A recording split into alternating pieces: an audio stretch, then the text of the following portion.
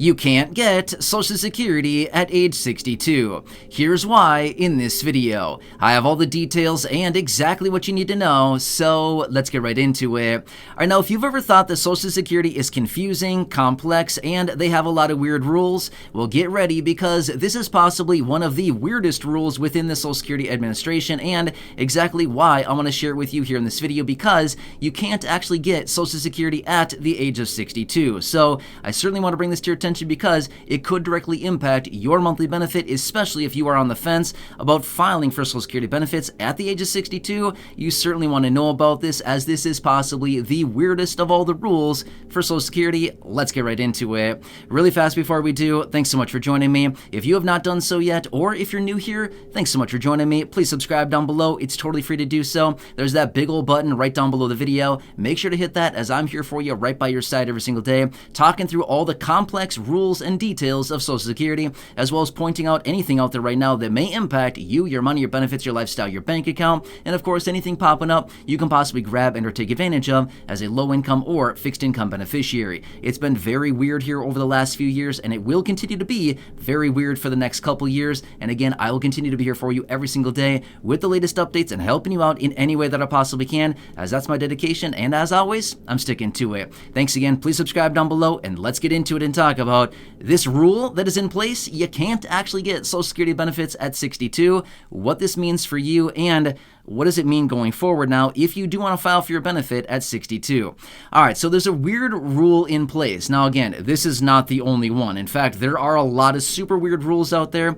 Sometimes you might have to scratch your head a little bit and think, who made up this rule and why? Does this make any logical sense, okay? I'm a very logical thinker. A lot of times when I come through the details of all these things that are out there with Social Security implemented to this program, and hoops that beneficiaries need to jump through, a lot of times I just sit here and think, seriously, does this make any sense for the beneficiaries? Does this make any sense whatsoever? Why don't they just make it simple? Well, this is one of those that it's going to be a head scratcher. I'm pretty sure you're going to think that.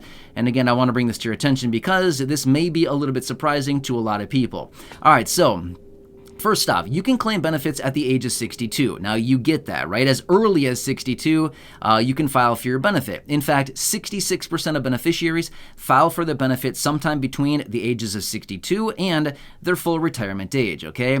Now, that is what I want to bring to your attention here in this video and discuss the rule. It's generically called the day before rule.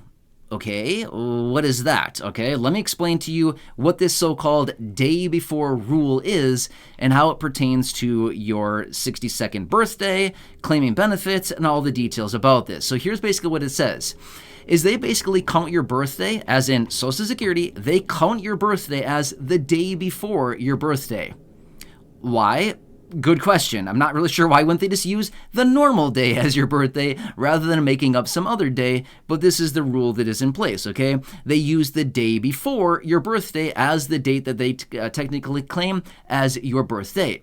Okay, now what does this mean for benefits? All right, let me use a quick example here. Let's just say that your birthday is September 1st, okay? Awesome. Your birthday is September 1st in this example. Now, applying the day before rule, technically your birthday, according to Social Security, would be August 31st, the day before, okay? Now, we got to take this into consideration because if your birthday happens to land on the 1st or the 2nd of the month, of any month, it could be September, it could be January, it could be any month, it literally does not matter, okay?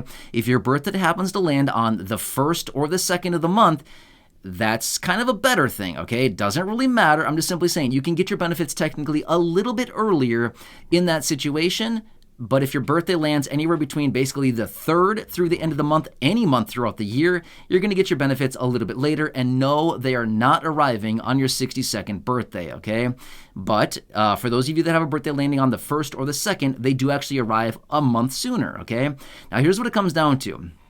You need to be your age for at least a full month, or basically you need to have a full month under your belt before you can start getting benefits. Let me explain. All right, so let's just say that your birthday, again, in this example, would be September 1st, okay? So your real birthday is September 1st. Social Security determines your birthday now as August 31st. technically, now that your official birthday is the 1st and Social Security is calling it August 31st, you would technically have September as one full month, okay? You need to have at least one full month under your belt in order to get benefits the following month. So you could technically get your first check as of October, okay? So you could get your first check starting in October if your birthday lands on the 1st of the month with this new rule. Or sorry, it's not a new rule. It's been a rule that's been in place for a very long time with this rule in place. Now, let me give you another quick example here, and then I'm going to give you another example after that and show you some examples of when somebody could not get their benefit quite that early, okay? Now, let's just say that your birthday is landing on the 2nd of the month, okay? So your birthday is the 2nd of September in this example. Now, technically, using the day before rule, now your birthday, according to Social Security, is September 1st. That would still qualify as one full month. Your birthday, according to them, is September 1st. Therefore, through the month of September, you've encompassed the entire month. You can get your first check starting in October. Not bad, right? Pretty cool, okay? Now, let me give you another example. Let's just say that your birthday lands on September 3rd, okay? Applying the day before rule would be September 2nd according to Social Security. I know, are you confused yet? I know, right? Seriously, weird rule, but this is the rule that's in place, okay? Anyway, sorry, go back to the example here, which is your birthday is the 3rd, okay? Your real birthday is September 3rd. Applying the day before rule, your birthday is now, according to Social Security, September 2nd. Can you get your benefit in October? No, unfortunately you can't, okay?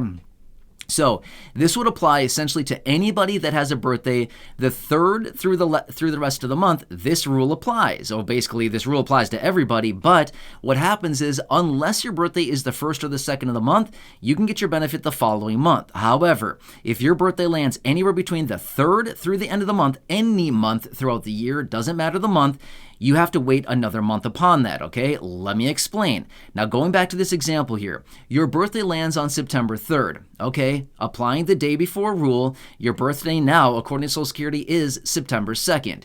You do not have a full month under your belt in order to get benefits in October. Now, what you got to do is you got to wait until November to get your first check.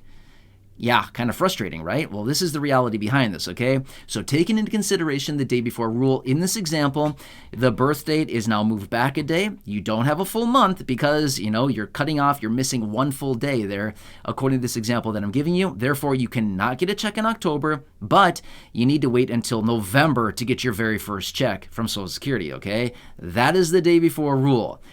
If that's not weird, yeah, you stay tuned because there's even more weird rules out there, which I will focus on and I will talk about in a separate video. Now, let me just give you some arbitrary date throughout the month, okay? Just some random date in the month. Let's just say that your birthday is the 11th of the month, okay? Applying the day before rule, now your birthday is the 10th of the month according to Social Security. Can you get it the following month? No, you got to wait for the next month after that. And in this case, it'd be about a month and a half later or about 2 months later in this case until you get your first check, okay? Going into this example that I've been using here, which is September, let's just say that your real birthday is September 11th, okay? Taking into consideration the day before rule, it's now September 10th. Can you get your benefit in October? No, you got to wait until you got to wait until November in order to get your first check, okay? Same thing applies. If your birthday is, call it the 22nd of the month, now it's the 21st, applying the day before rule. Can you get your first check in October? No, you need to wait until November, okay?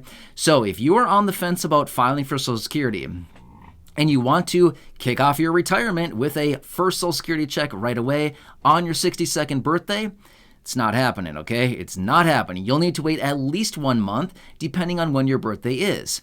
Now, like I said, if you happen to be one of the people that has a birthday landing on the 1st or the 2nd of the month, well, then you could get your first check the following month. But if you are anybody else with a birthday landing between the 3rd through the end of the month, any year or any month throughout the year, well, then unfortunately, you're going to have to wait about 2 months to get your first check. Okay, so even though they say you can file for your benefit at 62, yeah, you sure can, but here's the thing, you won't get your first check for a couple months, okay? That's the big difference there, okay? There's a huge difference between filing and getting your first check, okay? I think we all want to know, okay, filing is cool, that's great, got the paperwork submitted, my checks are going to start arriving, but many of us want to know, when's the money going to show up? That's what we want to know right there is, show us the money. Show me the deposit. Show me the money transfer. Show me the money in my account.